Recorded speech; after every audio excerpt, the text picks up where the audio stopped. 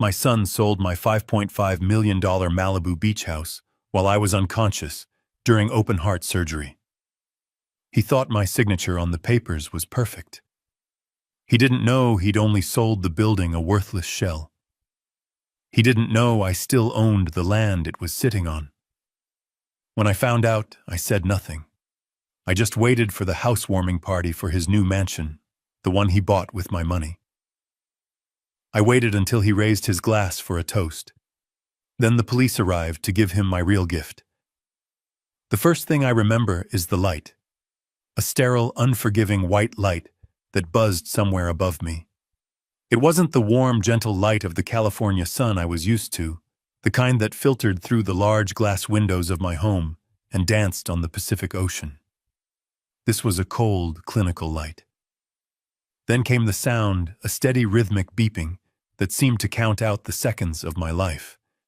I tried to lift my head, but a dull, heavy ache in my chest pinned me down. My memories were a fog, a series of disconnected images, a sharp pain in my arm, the wail of a siren getting closer, a panicked face my son Julian's hovering over me. A doctor with kind eyes and a weary face leaned into my field of vision. He explained that I had suffered a major heart attack. I had undergone emergency bypass surgery. The words floated around me, but they didn't quite stick. I was alive, but I felt like a spectator in my own body. Julian and his wife Brenda were there, their faces masks of practiced concern. Brenda squeezed my hand a little too tightly, her rings digging into my skin. Julian kept smoothing my blanket, his movements jerky and anxious.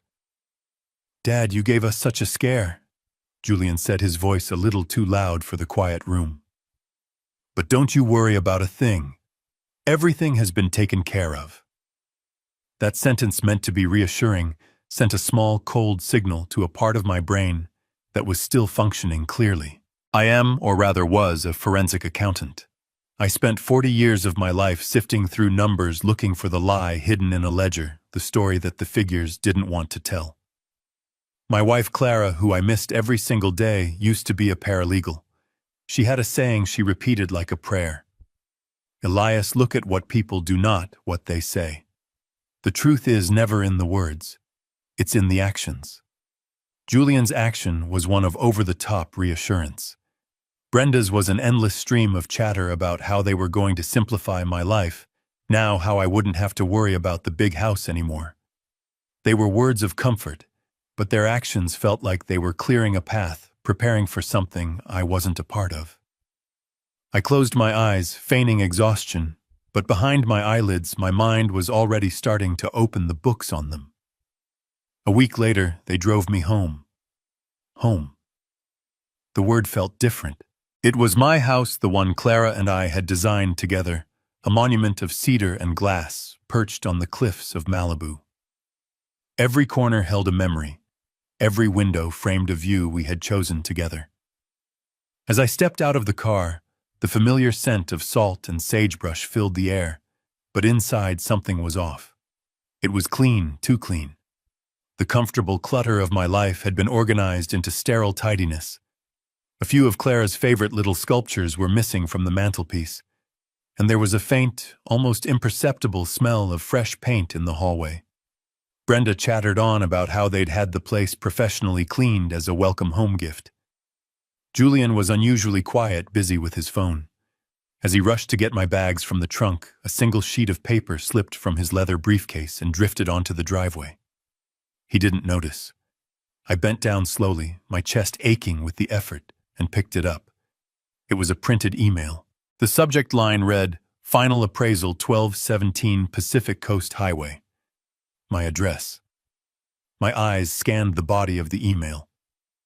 It was from a high-end real estate appraisal firm. The number at the bottom of the page made the air leave my lungs. $5,500,000. My mind raced. Why would Julian need a formal appraisal of my home? I folded the paper, slipped it into my pocket, and said nothing. My silence was a wall he couldn't see, but I was building it brick by brick. That night, sleep was impossible. The rhythmic crash of the waves outside, a sound that had soothed me for decades, now sounded like a ticking clock. I slipped out of bed and went to my office. The house was dark and silent. I sat down at my desk, the glow of the computer screen illuminating my face. With trembling fingers, I typed my own address into Zillow, then Redfin, my heart pounding against my newly repaired ribs. There it was, a picture of my home professionally photographed, glowing under a perfect sunset. And next to the picture, a single brutal word, in bold red letters, old. Below it, the date of the sale. 3 days after my heart attack. The day I was lying unconscious on an operating table. The rage I expected didn't come. There was no fire, no desire to scream. Instead, a glacial calm settled over me. It was the same feeling I used to get right before I untangled a complex web of financial fraud. The anger was there, but it was a cold, focused energy. My son had sold my home from under me while I fought for my life. This wasn't a misunderstanding. This was a calculated act of betrayal. And as a forensic accountant, I knew one thing above all else: you don't make a move until you have all the evidence. My first step was to confirm the unthinkable.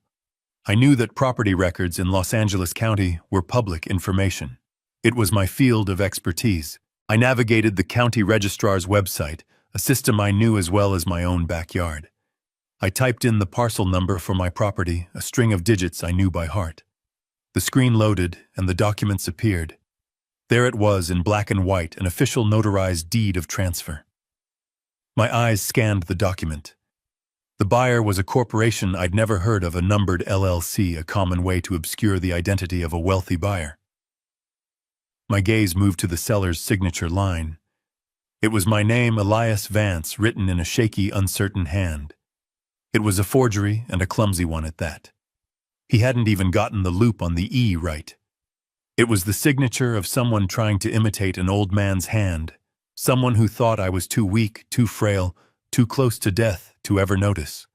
They had used a power of attorney document likely signed when I was being wheeled into surgery, a standard form I wouldn't have even questioned. They had used my moment of ultimate vulnerability to strip me of everything I had ever worked for, everything Clara and I had built. The signature wasn't just a forgery. It was an act of profound contempt. It was Julian's way of saying, "You are already gone." He was wrong. The betrayal was complete, but my investigation had just begun. He had closed a chapter. I was about to open a case. My hand was steady as I picked up the phone. I didn't call Julian. A direct confrontation was for amateurs, for people ruled by emotion. I was a man ruled by numbers and process. There was only one person I could call. The number was memorized, a relic from a past life that had suddenly become my present. It rang twice before a familiar gravelly voice answered. "Sterling?" "David," I said, my voice even. "It's Elias." There was a pause, and then the warmth of a 40-year friendship. "Elias, it's good to hear your voice. I heard about the surgery. How are you holding up?" "The doctors say I'm fine," I replied, cutting through the pleasantries. "But I have a situation here. A professional one." David's tone shifted instantly, the warmth replaced by the sharp focus of the FBI agent he used to be. "Go ahead." I laid it out for him, not as a heartbroken father, but as if I were presenting a case file. I told him about the hospital, the suspicious words, the appraisal, the online property record, and the forged signature. I was concise, factual, and devoid of emotion. When I finished, there was a long silence on the other end of the line. "Elias," David said finally, his voice grim. "This is big, bigger than you think. This isn't just a family dispute. We're talking about multiple federal offenses. Wire fraud, aggravated identity theft, elder fraud. The list is long. The fact that you were medically incapacitated makes it a slam dunk for the prosecutor." "I know," I said. "What's my next move?" "Your next move is to do absolutely nothing," David commanded. "Do not speak to Julian. Do not speak to Brenda. You are now a victim in an active investigation, even if it's one only you and I know about right now.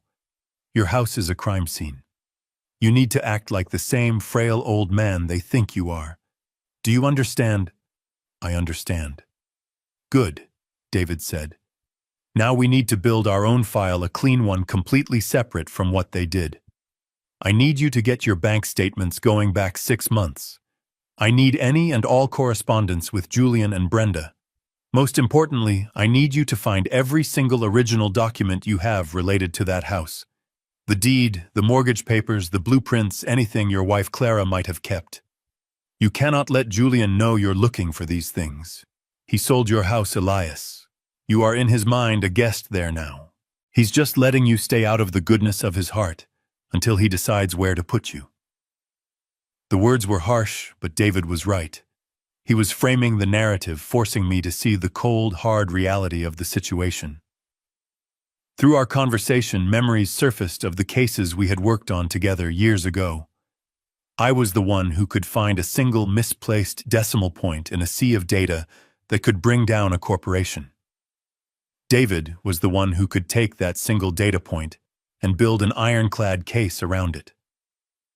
We were a good team. My skills hadn't vanished. They had just been dormant. David's instructions were clear. The game was afoot, and I knew exactly how to play my part. I was no longer just Elias Vance, the grieving widower. I was Elias Vance, the forensic accountant, and my son's life was now an open ledger waiting to be audited. After my call with David, I knew where I had to look. Clara was meticulous, a record keeper of the highest order. While I saw the world in numbers, she saw it in paper trails, in clauses and subclauses. She always said, the fine print is where the truth lives. In my office, behind a row of dull accounting textbooks, was a small fireproof safe. Julian didn't know it existed. I spun the combination, the familiar clicks echoing in the silent house. Inside, past old stock certificates and my passport, was a heavy dark green metal box. It wasn't locked. Clara didn't believe in putting a lock on top of a lock. Her security was in the complexity of the contents. On top of the box was a single yellowed label with her elegant handwriting, Vance Family Trust. I lifted the lid. Inside, organized with perfect precision, was a stack of documents bound in legal blue covers. It was the entire history of our home, from the first survey of the raw land to the final construction permits. But underneath it all was a much thicker document. The title page read, The Vance Family Irrevocable Trust Agreement. And I spent the next 2 hours reading, and with every page a sense of awe washed over me. What Clara had done all those years ago was an act of pure legal genius. I picked up the phone and dialed a number in New York City. A sharp, professional voice answered on the first ring. Alicia Reed. Alicia, I said. It's your Uncle Elias. Uncle Elias? Her voice immediately warmed. Alicia was Clara's niece, a brilliant corporate lawyer who had inherited all of her aunt's intelligence and tenacity. I heard about your surgery. Are you all right? I'm recovering, I said, my voice steady. But I need you to fly out to California, immediately. It's about your Aunt Clara's trust. The urgency in my tone cut through the line. There was no hesitation. I'll be on the first flight in the morning. True to her word, Alicia arrived the next afternoon. She sat in my living room, the Pacific Ocean glittering behind her, and laid the documents from the green box across the coffee table. She read in silence, her eyes scanning the pages with an intensity that reminded me so much of Clara. She cross-referenced documents, made notes in the margins, and occasionally let out a low whistle of admiration. After nearly 3 hours, she finally looked up from the papers. Her face was a mixture of professional respect and sheer disbelief. She leaned forward, her eyes locked on mine. Uncle Elias, she said, her voice barely above a whisper. Aunt Clara was a fortress. Julian didn't sell your house.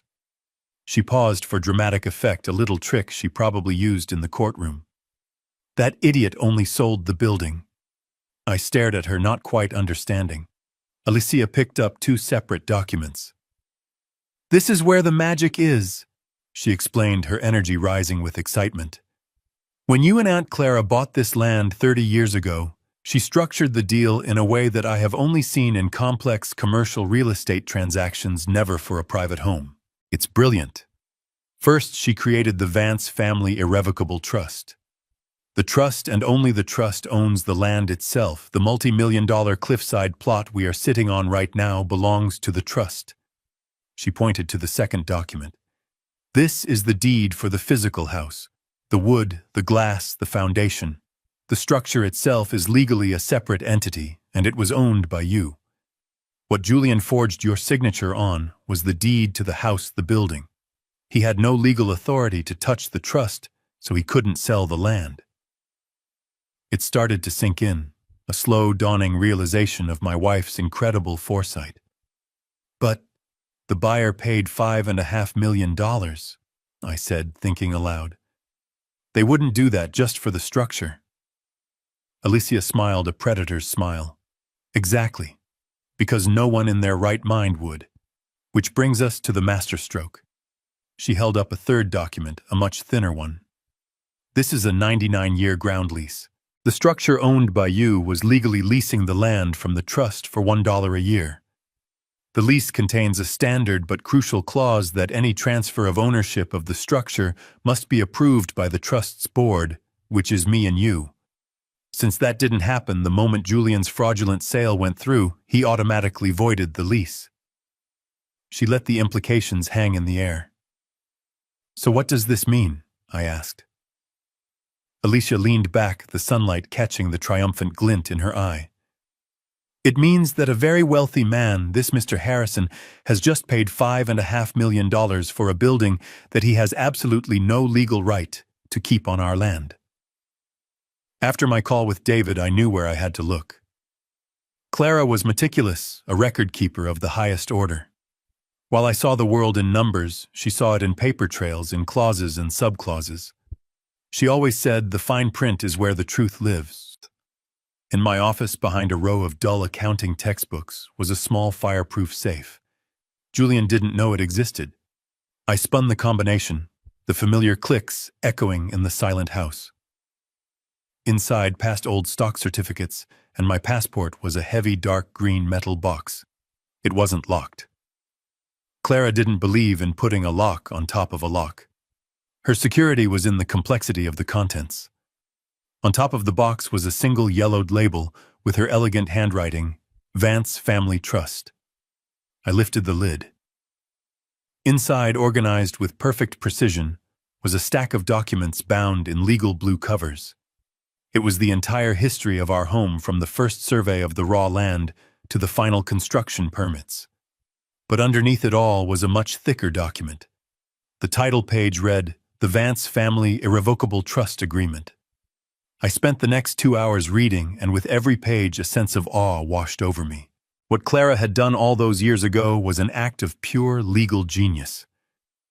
I picked up the phone and dialed a number in New York City. A sharp professional voice answered on the first ring. Alicia Reed. Alicia, I said.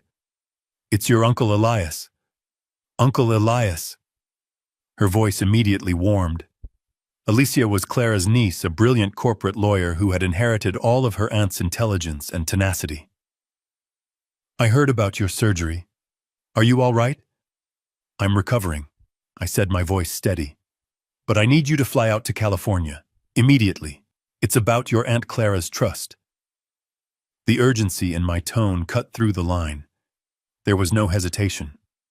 I'll be on the first flight in the morning. True to her word, Alicia arrived the next afternoon.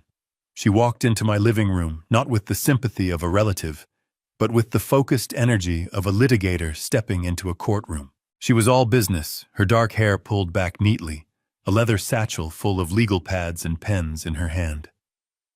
We exchanged brief pleasantries, but she could see in my eyes that this was not a social call. I simply pointed to the green metal box which I had placed in the center of our large oak coffee table. That's everything, I said. Everything Clara kept. Alicia nodded, taking off her blazer and draping it over a chair. For the next 3 hours, the only sounds in the room were the rustle of old paper, the scratch of her pen on a legal pad, and the distant crash of the waves on the shore below. She worked with a methodical grace that was pure Clara. She carefully laid out each document in chronological order, creating a timeline of our life together, told through deeds, permits, and contracts. She read with an unblinking intensity, her brow occasionally furrowing in concentration, her lips moving silently as she absorbed complex legal jargon. I sat in my armchair, watching her. In her focus, I saw my wife so clearly it ached. I remembered Clara sitting at this very table late at night, long after I had gone to bed, surrounded by these same papers. I was the numbers man, the one who made the money. But she was the protector, the one who built the walls to keep our world safe.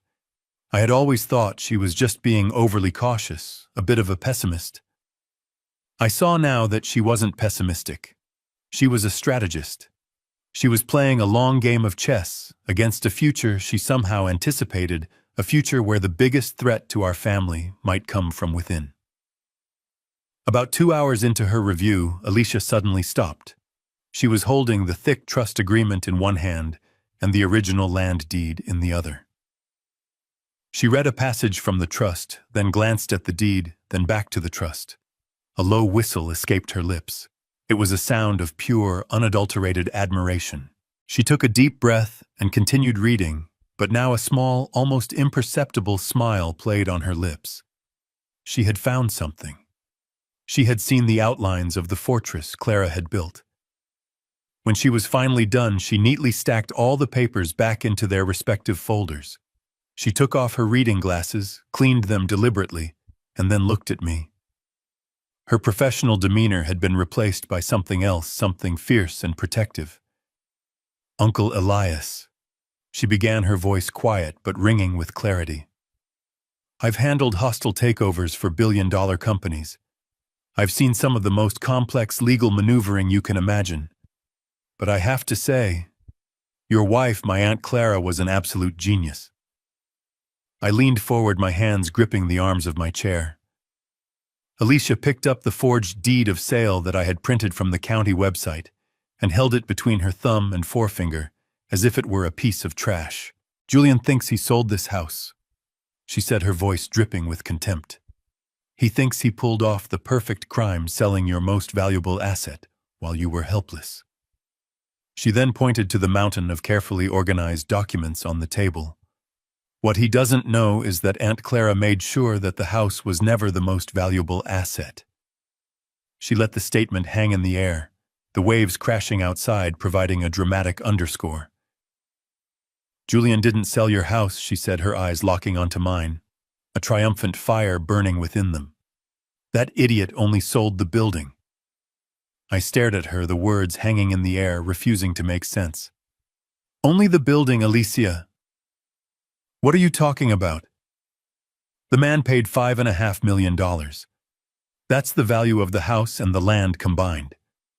Alicia's smile was thin and sharp, the kind that won court cases. "Exactly," she said. "He paid for a $5.5 million view, but he only bought the window. Allow me to explain the masterpiece your wife created." She stood up and began to pace in front of the large window, using the vast expanse of the Pacific Ocean as her backdrop. She picked up the thickest document from the coffee table, the trust agreement. "Exhibit A," she said, holding it up. "The Vance Family Irrevocable Trust. When you and Aunt Clara bought this property, you didn't just buy a piece of land. She structured the purchase. The trust, a completely separate legal entity, is what actually purchased the land itself. This cliff, this beach access, the ground, everything sits on, valued at roughly $4 million, is owned by the trust. Not you. According to this document, you are the lifetime beneficiary. That gives you the undeniable right to live here, to enjoy it, until your last day. But you do not have the power to sell it. It's an ironclad box, Uncle Elias. Clara designed it to protect the core asset from anything and everything, be it creditors, lawsuits, or..." She paused, letting the word land. "Family."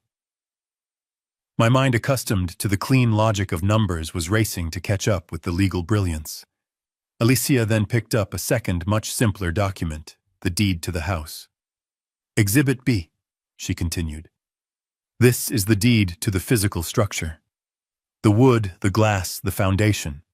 The building itself valued at about $1.5 million. This and only this was legally in your name. This is the document Julian forged your signature on. He sold the house, yes. But a house is just an object. Without the land underneath it, it's a very large, very expensive paperweight. I finally understood. A slow wave of comprehension so profound, it was almost dizzying, washed over me.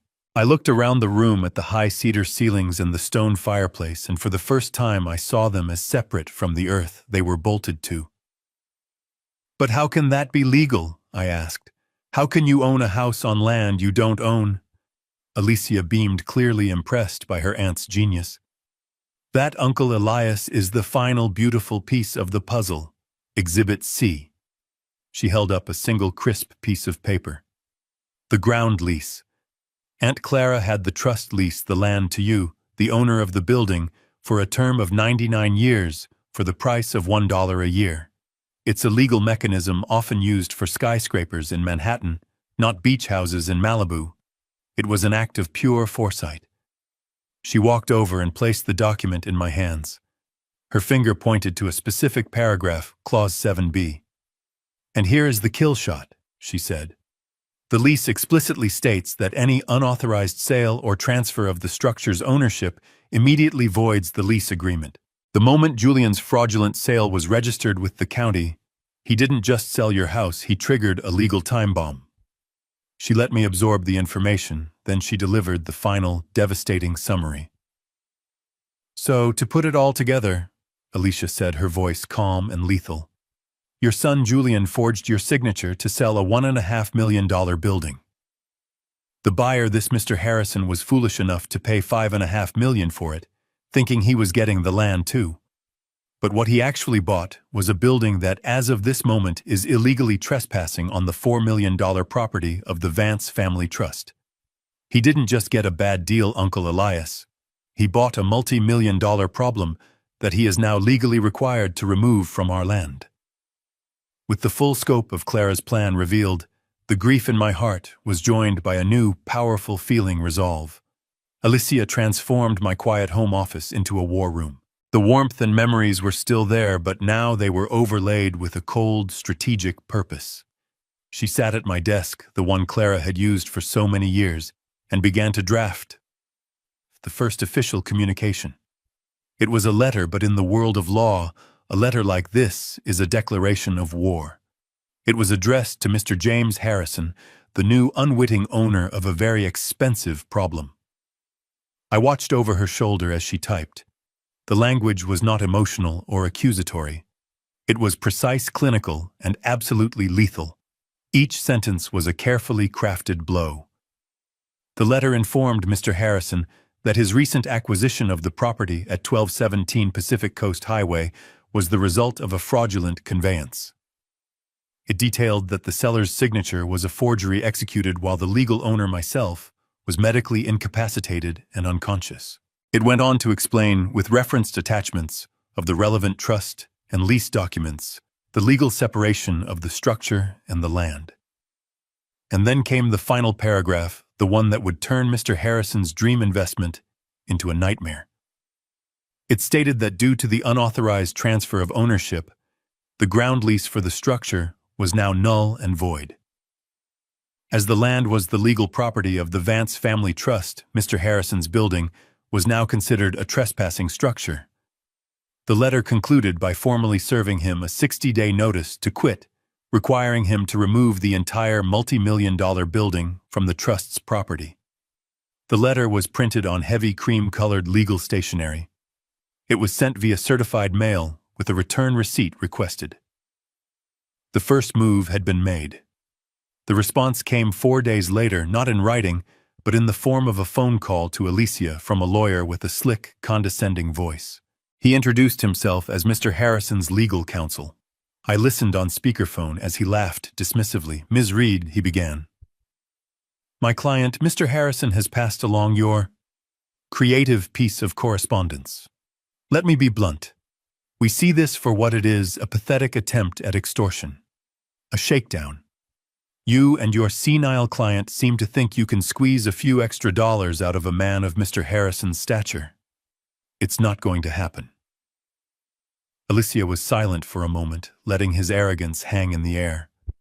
When she finally spoke, her voice was as calm and cold as a frozen lake. "Counselor," she said, "I suggest you advise your client to read the documents we provided more carefully. This is not a negotiation. It's a notification. Your client has 56 days remaining to remove his trespassing property. After that, the Vance Trust will begin filing for damages. And as for my client's state of mind, we have medical records and a sworn affidavit from his cardiac surgeon. The only party committing extortion here is your client, who is currently in possession of an asset purchased through felonious means. Have a good day." She hung up the phone without waiting for a reply.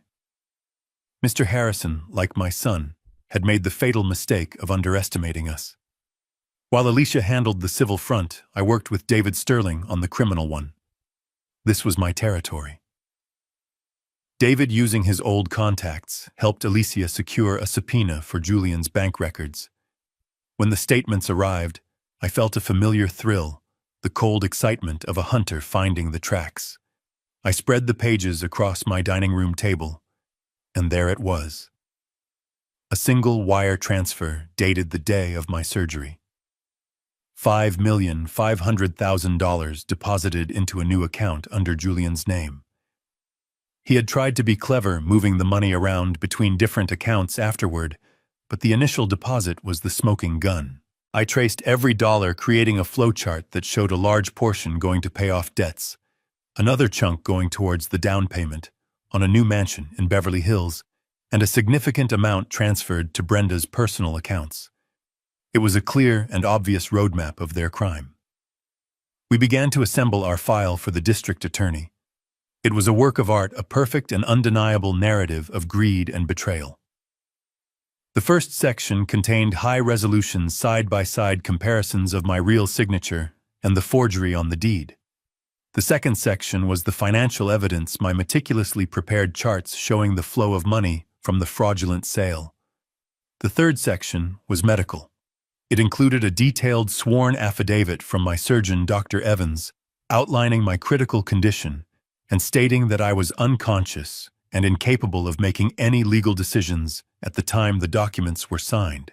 The final section was David's contribution, a concise summary of the applicable state and federal laws that had been broken, complete with the potential prison sentences for each charge.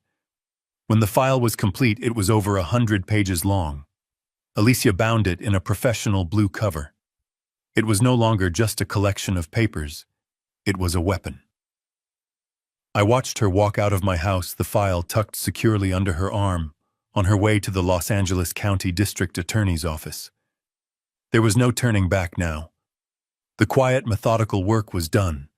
The gears of a much larger, more powerful machine were beginning to turn, and they were turning slowly but surely right towards my son. A few weeks passed in a strange, tense quiet. I played the part of the recovering patient, speaking to Julian in short, simple phone calls. I never asked about the house. I never asked about the money. I gave him no reason to suspect that I was anything other than the frail, forgetful old man he believed me to be. I knew he and Brenda were busy spending their newfound fortune, and I was content to let them build their gilded cage bar by shiny, expensive bar. The silence was my greatest weapon. In the absence of questions, they filled the void with their own self-congratulations. Then the inevitable call came. I was sitting on my porch watching the pelicans dive into the waves when my phone rang with Julian's picture on the screen. I let it ring 3 times before answering, taking a slow breath and consciously making my voice sound a little weaker, a little more tired than I actually felt. "Hello, Julian." "Dad. How are you feeling?" he asked, his voice booming with an artificial energy. He didn't wait for an answer. "Listen, I have the most incredible news. Brenda and we closed a huge deal. A real game changer. I can't go into the details, business is business, But let's just say all my hard work has finally paid off in a big way. I could almost hear the smug grin on his face. I pictured him pacing around a large, empty room, his voice echoing slightly, the sound of a man trying to convince himself of his own greatness. That's wonderful, son, I said, putting a slight quaver in my voice. It's more than wonderful, Dad. It's monumental, he continued. We bought a new place, an estate in Beverly Hills. It has a screening room, an infinity pool, the whole 9 yards. It's a real statement. It's what success looks like. The irony was so thick I could have choked on it. He was describing his new house bought with the proceeds of selling mine. It sounds very impressive, I managed to say. You have to see it, he insisted, which is why I'm calling. Brenda and I are throwing a little housewarming party in 2 weeks, a Saturday night. Just a few close friends and business associates. We want you to be there, as the guest of honor, of course. The guest of honor. He wanted to parade me around as the doting father, the patriarch of the successful family he had created. He wanted to use me as a prop in his theater of lies. The audacity was breathtaking. This wasn't just an invitation. It was the final arrogant act of a man who believed he had gotten away with everything. I don't know, Julian, I said, letting my voice trail off. I'm still not feeling very strong. Nonsense, Dad, he said quickly. The fresh air will do you good. It's time for you to see what I've accomplished. You'll be so proud. This was it. The moment I had been waiting for. This was the opening they had given me. All right, son, I said, my voice soft, almost a whisper. If it's that important to you, I'll be there. I paused, letting him savor his victory, before I added the final perfect touch. I'll be there to celebrate your accomplishment. Fantastic, Dad, I knew you'd come around. I'll send a car for you. See you then. He hung up, no doubt feeling triumphant. I ended the call and immediately dialed a different number, creating a 3-way conference call with Alicia and David. I relayed the conversation word for word. When I finished, there was a moment of silence on the line. It was David who spoke first, his voice low and serious. It's a gift, he said. He just handed us the perfect stage for the final act, a public setting surrounded by his so-called friends and colleagues. It's clean, it's contained, and it sends the strongest possible message. It's better than we could have planned. Alicia's voice was sharp and focused. I agree. I'll notify the DA's office immediately. They have the warrants ready. We just needed the right time and place. A housewarming party for a house he bought with stolen money. The optics are devastating. The arrest will be the centerpiece of the evening. And we finalized the details. The district attorney's office would have plainclothes detectives on standby just a few blocks away. David would be the one to enter the party first to give the signal. My role was simple: show up, act my part, and be the quiet eye of the hurricane. The trap was no longer just a plan on paper. It now had a date, a time, and a location.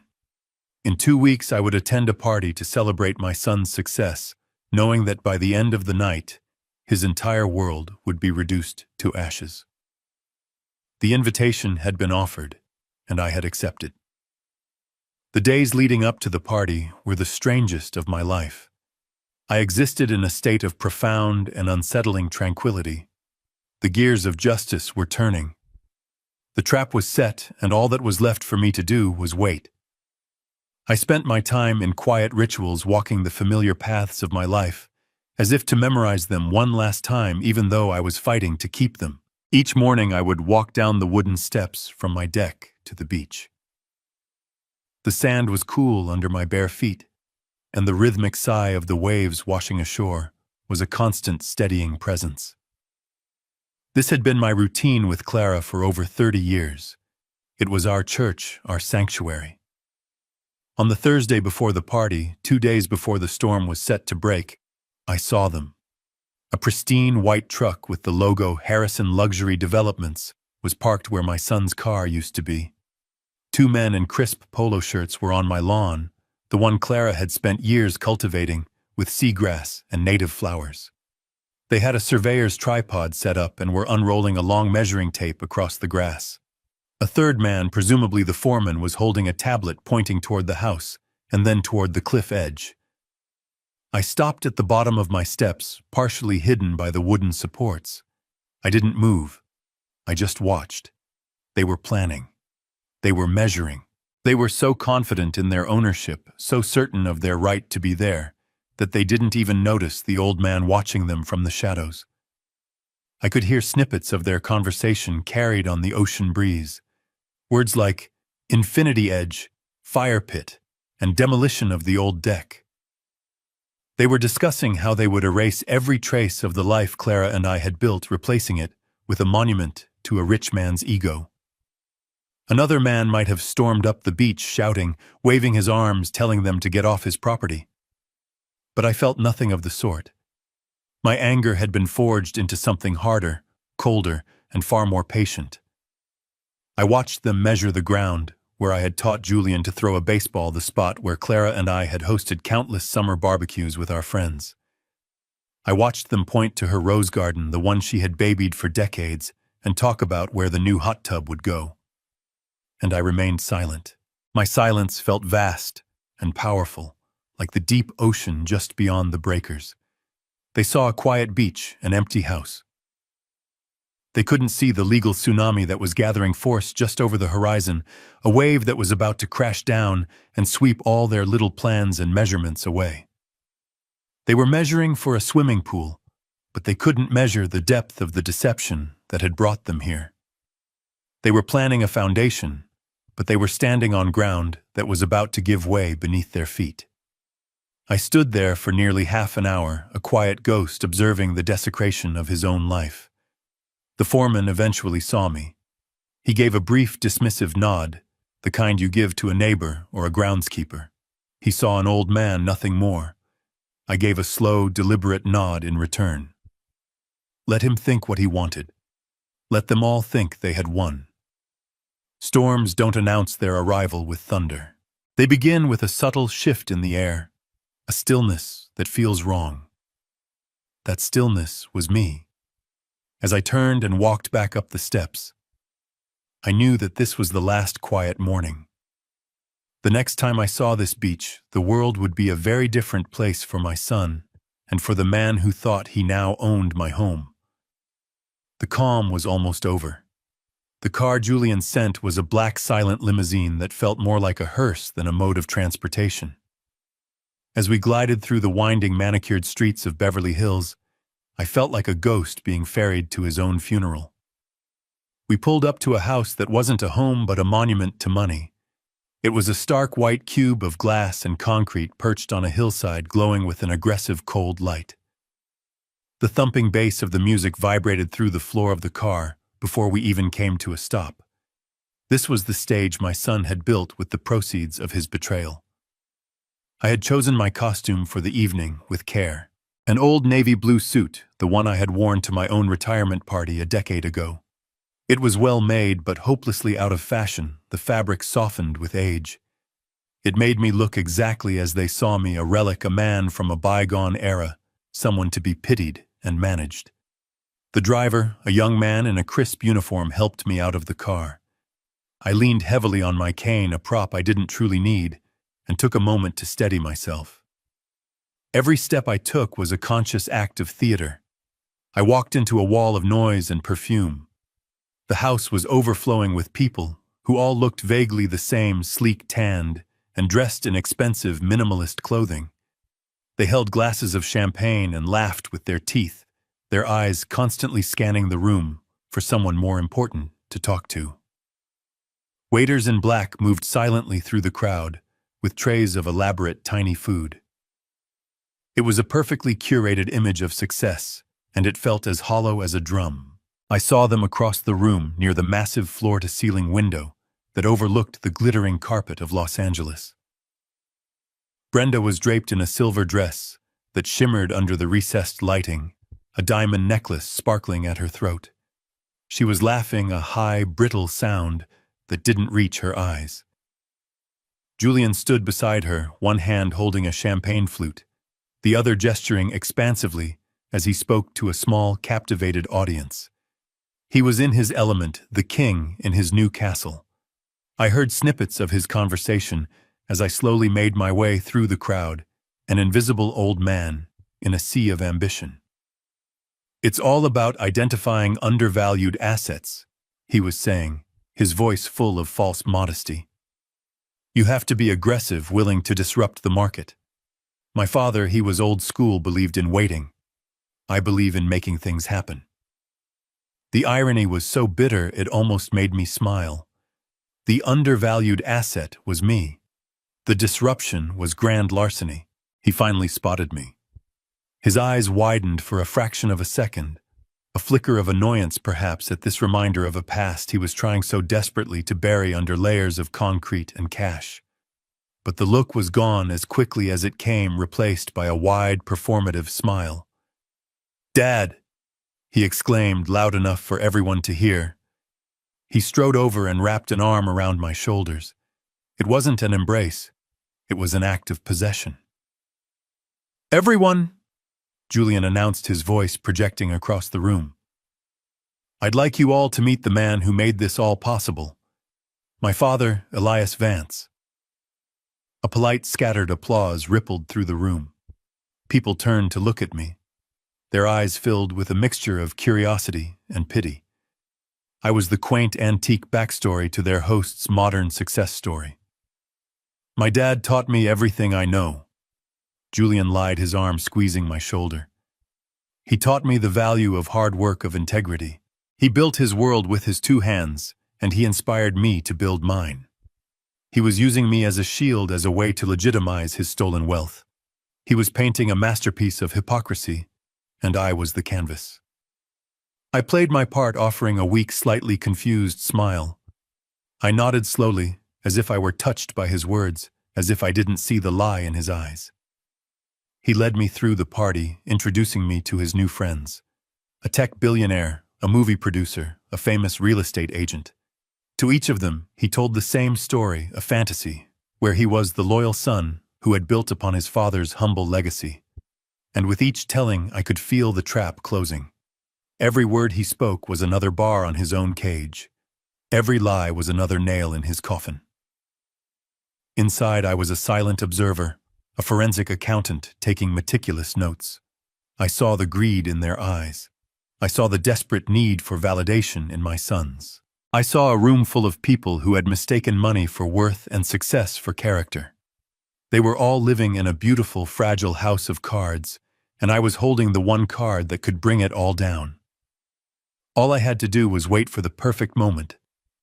And I knew, as Julian tapped a glass to call for everyone's attention, that the moment was very, very close. The room fell into a reverent hush as Julian tapped a crystal champagne flute with his spoon. He stood in the center of the vast living room, a triumphant smile plastered on his face, Brenda beaming at his side. He raised his glass, the very picture of a man who believed he had conquered the world. "My friends," he began, his voice smooth and confident, "thank you all for coming to celebrate with us. They say that success is a journey, not a destination. But tonight," he paused, letting out a self-satisfied chuckle, "tonight feels pretty damn good as a destination." The crowd laughed along with him. Brenda and I wanted to share this moment with all of you, the people who have been with us on this incredible ride. This house is more than just a house. It's a symbol. It's a symbol of vision, of risk-taking, and of knowing when to make a bold move. He then turned his gaze toward me, standing quietly near a large potted fig tree. He motioned for me to come forward, but I simply shook my head, giving him a small, weak smile. He took that as his cue. "And I want to make a special toast," he continued, his voice thick with false sentiment, "to my father Elias. He's a man from a different time. A time of caution and slow, steady work. He may not always understand the speed of the modern world, but he laid the foundation of integrity that I've built my entire career on. So, to my father, and to the future." As the crowd raised their glasses and echoed, "To the future," The grand 10-foot-tall front doors of the mansion swung silently open. The sudden influx of cool night air made the candles on the tables flicker. All conversation stopped. Standing in the doorway framed by the darkness outside was my friend David Sterling. He wasn't in uniform, but he wore a dark suit and an expression of such solemn authority that it instantly commanded the attention of every person in the room. Flanking him were two other individuals, a man and a woman, their expressions equally grim, their jackets doing a poor job of concealing the badges clipped to their belts. The music, which had been a low thumping rhythm, seemed to fade into nothingness. The silence that fell over the party was absolute. David's eyes scanned the room, bypassing everyone until they landed on my son. "Julian Vance," David asked. His voice wasn't loud, but it cut through the silence like a surgeon's scalpel. Julian lowered his champagne glass, his smile faltering. A look of confusion, then irritation crossed his face. "Yes, I'm sorry. Can I help you?" "This is a private party." David took 3 slow steps into the room, the detectives following close behind. He didn't raise his voice. He didn't need to. "My name is David Sterling. I'm with the Federal Bureau of Investigation," he said calmly. "I have a warrant for your arrest, and for the arrest of your wife, Brenda Vance." A collective gasp swept through the crowd. Brenda's hand flew to her diamond necklace, her perfectly made-up face turning a sickly shade of pale. Julian stared, his mouth slightly agape. "Arrest? You've got to be kidding me. There's been a mistake. A huge mistake." He tried to laugh it off, but the sound caught in his throat. David showed no emotion. He simply took another step forward. "There is no mistake, Mr. Vance," he said. The detectives moved with a quiet efficiency, one toward Julian, the other toward Brenda. "You are being placed under arrest for the following charges: felony forgery violation of California Penal Code 368, felony financial elder fraud, and federal wire fraud." Brenda let out a small, strangled sob as the female detective reached her side. Julian's face had crumpled, the mask of the confident mogul replaced by the terrified face of a cornered child. "Wire fraud, elder fraud. This is insane. I love my father. He's right here." He gestured wildly in my direction, his voice cracking. David's gaze remained locked on Julian. "We have traced the $5.5 million wire transfer from the fraudulent sale of your father's property." He stated each word a hammer blow. "A sale that was executed using a forged signature on documents signed while Mr. Elias Vance was unconscious and undergoing life-saving heart surgery." The full, ugly truth was now laid bare for everyone to see. The room was a tableau of shocked faces and open mouths. The business associates, the wealthy friends, they all took a half-step back, as if the Vance's failure was a contagious disease. The sharp metallic click of handcuffs echoed in the silent room. First on Brenda, who began to weep uncontrollably. Then on Julian, who simply stood there, his head bowed, the fight completely drained out of him. As the detectives began to lead them toward the open door, past their horrified guests, the entire party turned as one. Every pair of eyes, more than 100 of them, swung away from the spectacle of my son's ruin and settled on me. They stared at the frail old man in the ill-fitting suit, the guest of honor, the inspiration. They were looking for an answer. They were looking for a reaction. Was I a victim? Was I a fool? I gave them nothing. I didn't smile. I didn't weep. I simply stood my ground, my expression calm, my hands resting lightly on my cane. I watched my son and his wife being led away from their stolen castle, and in the profound, echoing silence of their downfall. I felt not joy, not sadness, not even anger. I felt only the quiet, somber satisfaction of a long and complicated equation finally being solved. The books were now balanced, as the detectives led Julian and Brenda out into the flashing blue and red lights that now painted the serene Beverly Hills street. A chaotic murmur erupted in the room. The party was over. Guests began to grab their coats and purses, whispering furiously, their eyes darting towards me with a new kind of fearful respect. They were fleeing, abandoning the sinking ship. But one man was not leaving. Through the scattering crowd, a large red-faced man was storming towards me. It was Mr. Harrison, the man who thought he now owned my home. His face was a mask of pure rage and confusion. "Vance!" he boomed, his voice silencing the remaining whispers. "What in God's name is the meaning of this? I have a signed deed for your house. I paid $5.5 million for it. Your son is being arrested for fraud involving my property." He stood before me, puffing out his chest, a bull ready to charge. He clearly thought I was the weak link, the senile old man he could intimidate into fixing this mess. Before I could utter a single word, Alicia stepped forward from where she had been standing quietly at my side. She moved with a fluid, confident grace that instantly put her between me and him. She was no longer a niece. She was a legal shield. "Mr. Harrison," she said, her voice cool and even completely unfazed by his blustering. "My name is Alicia Reed. I am counsel for the Vance Family Trust. I believe my office sent you a certified letter regarding this matter last week. I can only assume your own legal team failed to advise you of its contents." She held out a single folded document. It was a copy of the notice she had sent him. Harrison snatched it from her hand.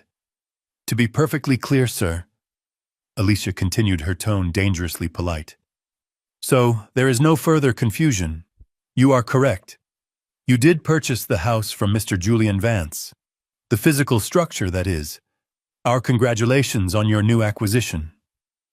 Harrison stared at her, the anger on his face now mixed with a dawning bewilderment. "However," Alicia said, delivering the final blow, "you did not purchase the land upon which that structure currently sits. That land remains the exclusive property of the trust. The ground lease that made the house's presence on the land legal was irrevocably voided by the fraudulent sale. Your legal team appears to have overlooked that rather critical detail in their due diligence." She gestured to the paper in his hand. "That is a copy of your formal notice. You have 53 days remaining to remove your $1.5 million building from our $4 million property. Good luck with the logistics." The color drained from Mr. Harrison's face. The blustering rage vanished, replaced by the slack-jawed horror of a man watching his entire fortune fall off a cliff. He was a businessman. He understood the numbers instantly.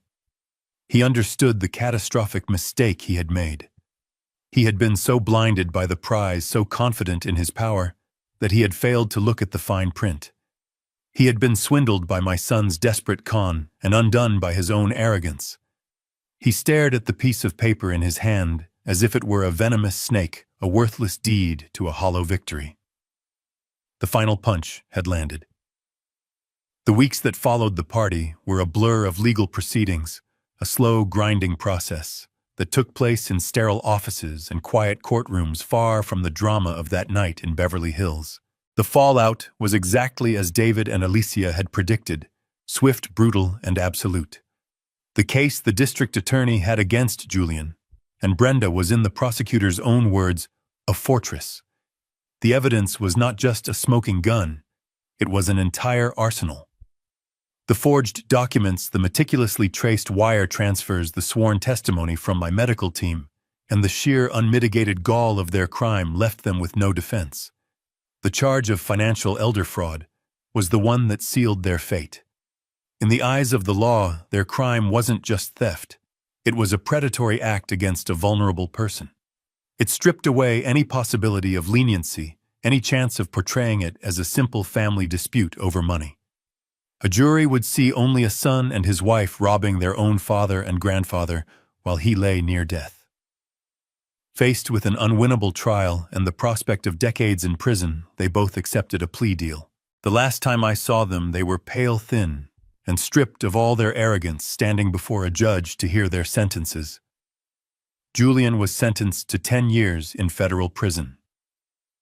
Brenda, for her role in the conspiracy, received 7. Their Beverly Hills mansion, their cars, their jewelry, everything was seized and liquidated to begin paying back the $5.5 million they had stolen. Their carefully constructed world had vanished. Meanwhile, Mr. Harrison, the man who had been so arrogant and dismissive, was caught in a trap of his own making. He was faced with an impossible choice. He could spend millions of dollars and navigate a logistical nightmare to physically move a massive house off a Malibu cliffside within a 60-day window, or he could cut his catastrophic losses. His lawyers tried to fight, of course. They threatened lawsuits, they postured, they blustered. But Alicia held firm. The law was unequivocally on our side. Finally, humbled and defeated, Harrison's team came to the negotiating table. Alicia, representing the trust, held all the cards. She made him one final non-negotiable offer. The Vance Family Trust would purchase the physical structure of the house from him, allowing him to avoid the cost of demolition and removal. Her offer was $750,000. A fraction of what he had paid, but it was his only way to salvage anything from the wreckage. He was furious, but he was a businessman. He knew a lost cause when he saw one. He accepted the offer. And here was the final, beautiful piece of Clara's posthumous plan. The authorities had recovered the bulk of the stolen funds from Julian's accounts. That money was returned to me as the victim of the crime. So I used $750,000 of the very money Julian had stolen from me to buy back the physical structure of my own home. In the end, the greed and arrogance of my son and his buyer had paid for the restoration of my life. I was made whole again, not through anger or revenge, but through the quiet, methodical application of logic, the law, and the incredible foresight of a woman who had loved me enough to protect me from a future she would never see. 6 months later, I was sitting on my own porch in my own chair, watching the sun dip low over the Pacific Ocean, painting the sky in shades of orange and deep purple. The house was quiet, filled only with the familiar sounds of the sea and the gentle evening breeze. The faint smell of fresh paint was finally gone, replaced by the comforting scent of salt and old wood. Alicia was sitting with me, a glass of iced tea in her hand, her work done. We sat in a comfortable silence for a long time, simply watching the tide roll in. She was the first to speak, her voice soft, almost carried away by the wind. Aunt Clara was always one step ahead, wasn't she? She said, a note of wonder still in her voice. I looked out at the endless expanse of water, at the horizon, where the sky met the sea. I thought about the chaos, the betrayal, and the cold, methodical path I had to walk to get back to this moment of peace. I thought about my son in a concrete cell and Mr. Harrison in a mess of lawsuits and the beautiful hollow mansion in Beverly Hills being sold off by the bank. She didn't leave us money, I said, my voice calm and clear. Julian thought that's what it was all about, the monetary value of a thing. But Clara knew better. I turned to Alicia, a faint smile on my lips. She left us protection. That's the real legacy. I took a deep breath, filling my lungs with the clean, salty air. It felt like the first real breath I had taken in a year. In that moment, I realized I had reclaimed more than just a house. I had reclaimed my dignity. I had reclaimed my peace. Justice, I had learned, was not a loud, vengeful thunderclap. It wasn't the thrill of watching my enemies fall. It was a quiet and precise recalibration of the world. It was the simple, profound act of things being put back in their rightful place. The house was mine. The land was safe. The memories were protected. And I was home. The order had been restored. The most profound lesson from this story is that true strength isn't measured in volume or aggression, but in quiet resolve and meticulous planning. Elias's victory was secured not through confrontation, but through the silent gathering of truth built upon the foundation of his wife's incredible foresight. It reveals that those who are underestimated often possess the greatest power. This narrative teaches us that justice is not a loud act of revenge, but the deliberate and precise restoration of order, proving that dignity and intelligence are the ultimate assets that can never be stolen. Let us know in the comments, what do you believe is the most powerful legacy one can leave behind?